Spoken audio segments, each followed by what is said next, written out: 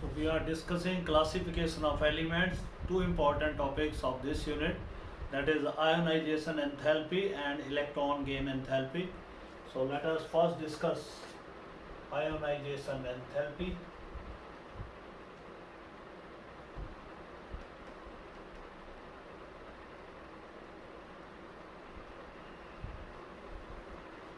It is defined as the amount of energy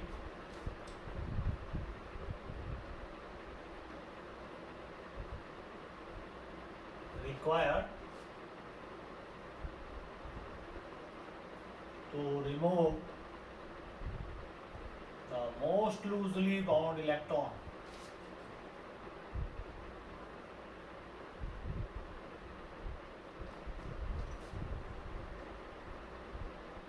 from the valence shell of a neutral gaseous atom.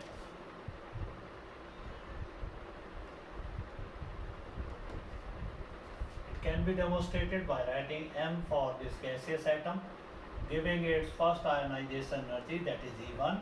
It will be changing into a unipositive ion and will release one electron. So this is called as first ionization enthalpy. Then we have the successive ionization enthalpies.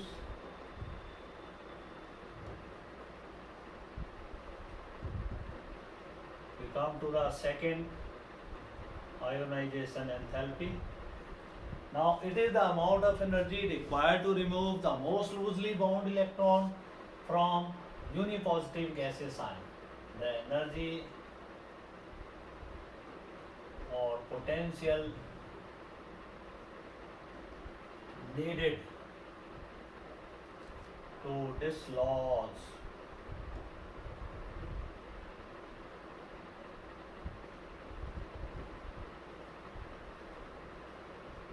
the most loosely bound electron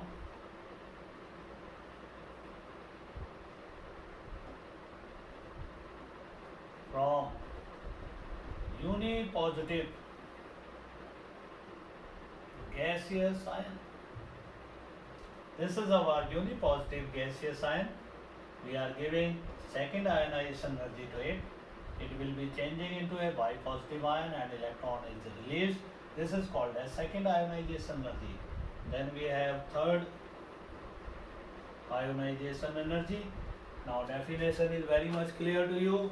It is the third electron to be removed from the atom, or it is the amount of energy required to remove one electron from the bipositive gaseous ion.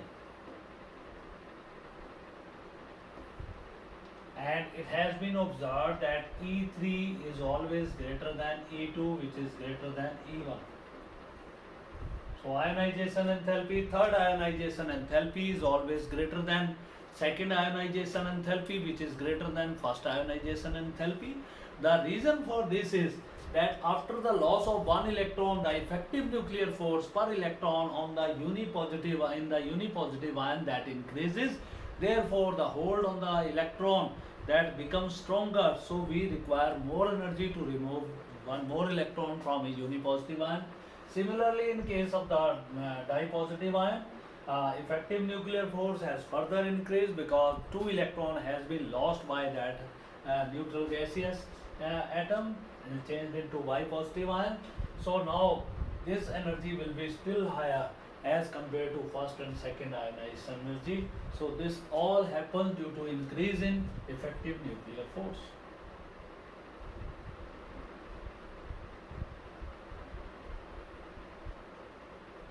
Effective nuclear force increases, that's why the ionization enthalpy also increases. Now we say the units of ionization enthalpies are electron volt or kilojoules. 1 electron volt is equal to 96.49 kilojoules.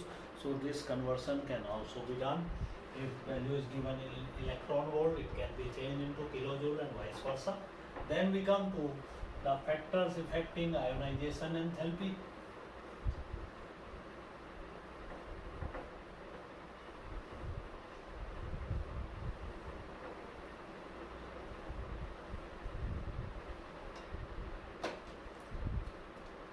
factors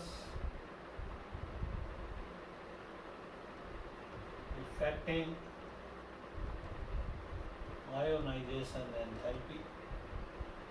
First of all, we have atomic size. Smaller the size of the atom, larger would be the hold of the nucleus on the valence electron, so ionization energy will be high. So we can say atomic size is inversely proportional to ionization energy.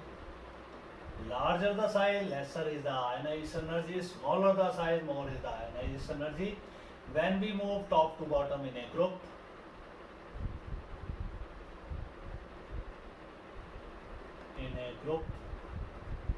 the atomic size increases.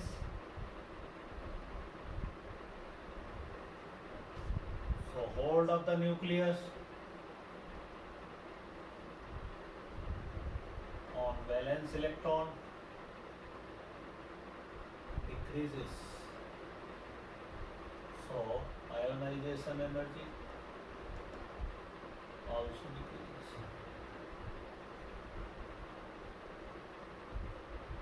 Then after atomic size we have nuclear charge or nuclear force. Higher the magnitude of the nuclear charge or nuclear force, greater will be the hold of the nucleus on the valence electron. Therefore, loss of electron will be difficult. So, nuclear charge is inversely proportional to ionization energy. Higher the nuclear charge, more will be the ionization energy. It is directly proportional to ionization energy. Lesser the nuclear charge, less will be the ionization energy, so it is directly proportional to that. Then we have the shielding effect.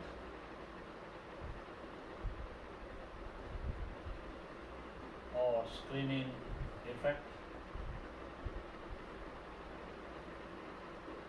It is defined as the reduction in the nuclear force on the valence electrons due to the presence of intervening electrons. If the number of intervening electrons is more, they will definitely reduce the effect of the nucleus on the valence shell and the ionization energy that will decrease. So shielding effect inversely proportional to ionization energy. Higher is the shielding effect, less is the ionization energy and vice versa. So it is the intervening electron. As we move top to bottom in a group, the number of cells continuously increase. Therefore, the shielding effect of the intervening electron, these are the electron between nucleus and the outermost cell or valence shell. So these intervening electron, they tend to reduce the nuclear force on the outer electron. That's why the ionization energy decreases when we move top to bottom in the family. And then we have the fourth factor that is called as penetration effect.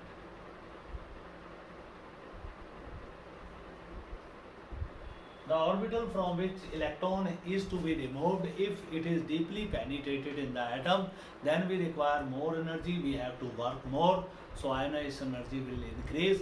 Since penetration effect of the different orbitals that lies in this order, so ionization energy also increases in this order.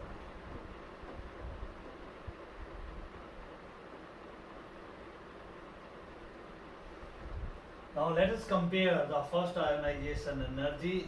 Compare first ionization energy of magnesium and aluminium.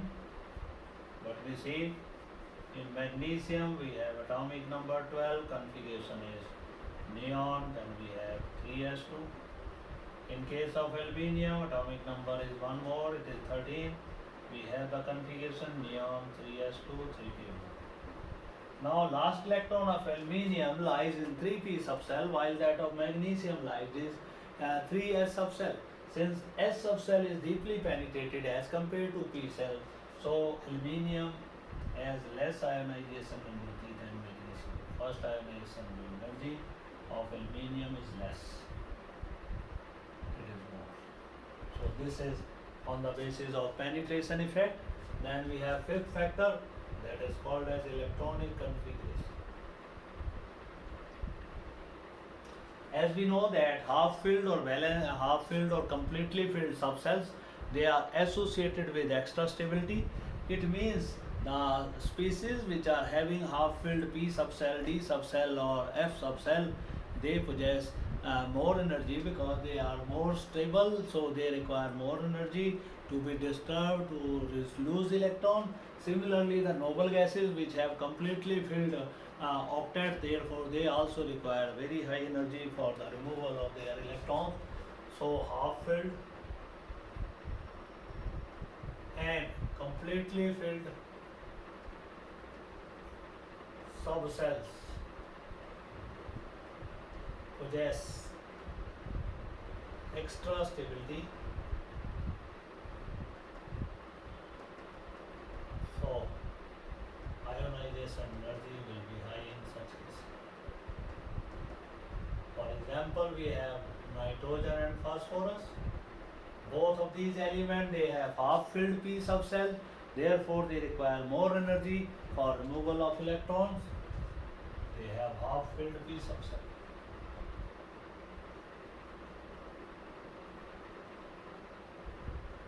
Then we have noble gases.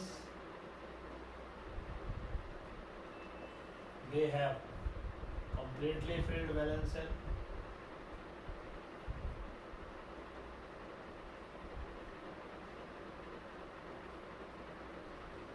So require more energy.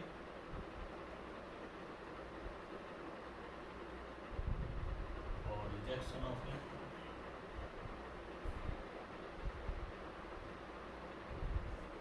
So these are the side questions. We have studied 3 questions along with this ionization enthalpy. Then we discuss the variation of ionization enthalpy in group and period. Variation in group. Ionization enthalpy decreases in a group. We have discussed all the factors decreases in a group. Because atomic size increases, therefore the hold of the nucleus on the valence electron decreases, and which decreases value of ionization energy. Then we have variation in period.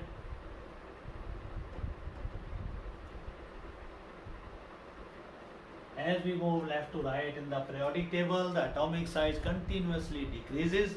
Therefore, the hold of the nucleus on the valence electron it increases, and ionization enthalpy also increases.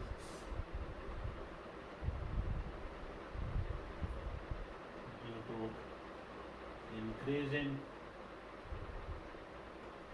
nuclear force and decrease in atomic size. So this is our first periodic property which we were to discuss it in this lecture. Now we come to the second important periodic property that is also discussed on the basis of same guideline. What is that? That is called as electron gain enthalpy. So our next question will be define electron gain enthalpy. It is a big question. Define electron gain enthalpy.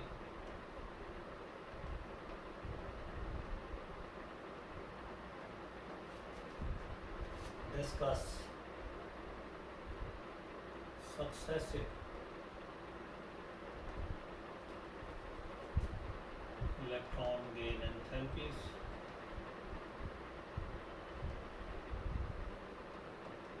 and factors affecting it. So first of all, we have electron gain enthalpy.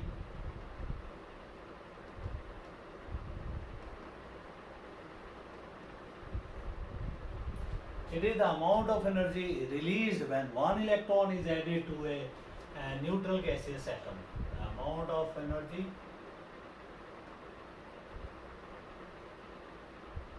released when one electron is added to neutral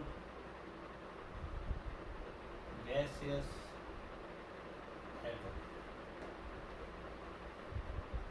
reaction is like this. We are adding electron, it is becoming a uni-negative gaseous ion, then some energy is released. It is called as first electron gain enthalpy. This is negative because electron is to be held by a neutral gaseous atom. Then we have the successive electron gain enthalpies.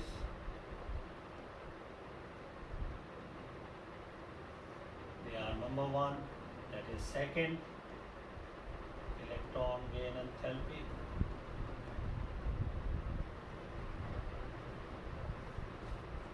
It is the amount of energy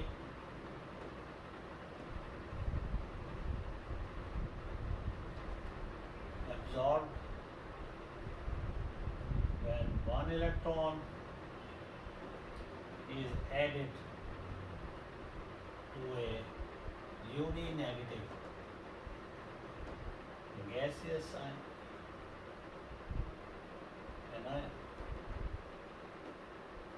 So we have now M negative in the gaseous state. We want to add electron. There is a repulsion between these two negatively charged species. Therefore, we have to supply some energy to overpower that repulsion, and the electron gain enthalpy, second electron gain enthalpy, it will be positive.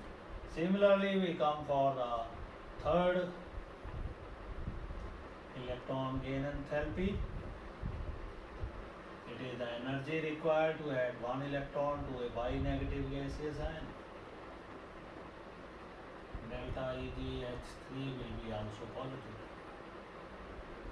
Now there is a question, why first electron gain enthalpy is negative while second and third are positive. So this is our question. Answer to this problem is because first electron is to be added to the neutral gaseous atom. So incoming electron feels no repulsion, rather it is attracted by the nucleus for accommodation. But in the case of the second and third electron gain enthalpies, what happened? The negative ion electron is approaching a negative ion. So there is a repulsion between negative ion and the charge of negatively charged electron. So in order to overpower that repulsion, we have to supply some energy. That's why these two values, they are negative. It will be extremely negative because atom has acquired two negative charge by gaining two electrons. Now we want to add further electron. Atom has acquired, we want to add further electron, third electron. Then definitely more work has to be done because repulsive interaction has increased manifold in this case. So this is that. Now what are the units of electron gain enthalpy? They are same as we saw in case of the ionization enthalpy. They are electron volt. 1 electron volt is equal to 96.49 kilojoule per mole. After this, we have the factors similar to the ionization enthalpy. First is the atomic size. It is seen. Smaller the size of atom, more will be the electron gain enthalpy. It means atomic size is inversely proportional to electron gain enthalpy.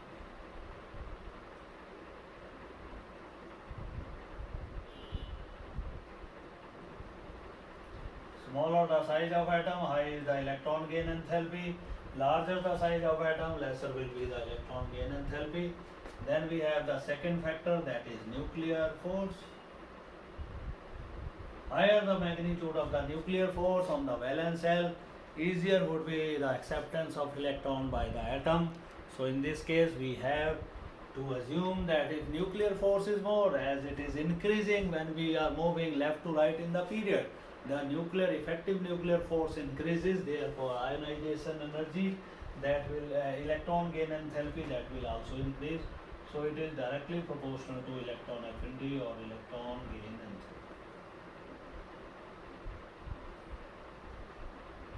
Third factor is the penetration effect. The orbital which is to receive electron, if it is deeply penetrated in the atom, it will accept that electron more easily. So higher the penetration effect, higher will be the electron gain enthalpy. Then we have the screening effect or shielding effect. So third will be penetration effect.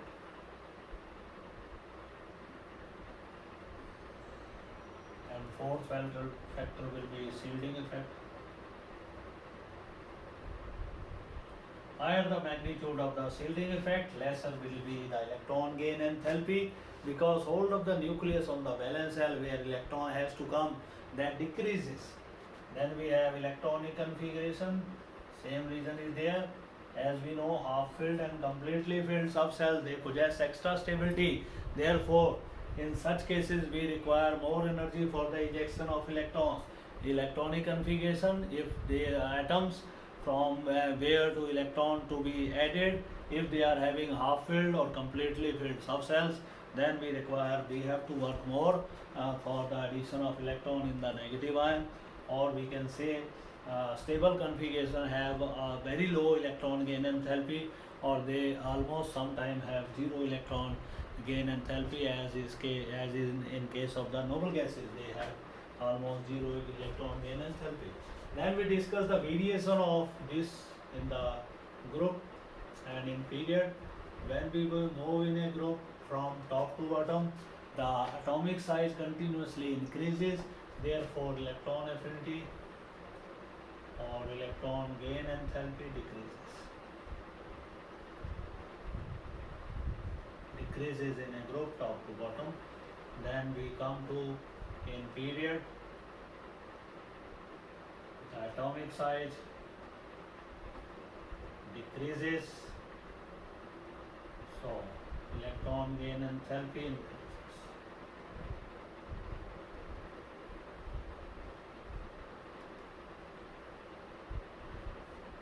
So these are the two properties which are discussed collectively, and these two properties, they affect the chemical combination of the element, combination between metal and non-metal, the polarity of the molecules, and their other properties, they depend upon these two properties. So this is a very important topic. Then we have the what is the difference between electronegativity and electron affinity. As we know, electron affinity, it is the property of a individual atom. It is the amount of energy released when one electron is added to a neutral gaseous atom. Electronegativity, it is the property of the atom when it forms a covalent bond. It is the tendency on the part of an atom to pull the shared pair of electron towards its side. So it is measured in kilojoules or electron volt. Electronegativity is simply a number which is expressed as 1, 2, 3, 4, 5. Fluorine is the most electronegative element of the whole periodic table. Its electronegative number is 4. But in this case, electron gain enthalpy, it is expressed in electron volt or it is expressed in the kilojoules. Then electron affinity, it helps to see the combination of the metal and non-metal. The non-metal which are having more electron gain enthalpy, they prefer to form ionic compound with the metals. Electronegativity has no such prediction whether the compound will be formed, that will be ionic or covalent, what kind of compound it is. So it is not predicting that all. So this is all about our two properties, ionization enthalpy and electron gain enthalpy. Tomorrow we'll take with a fresh topic.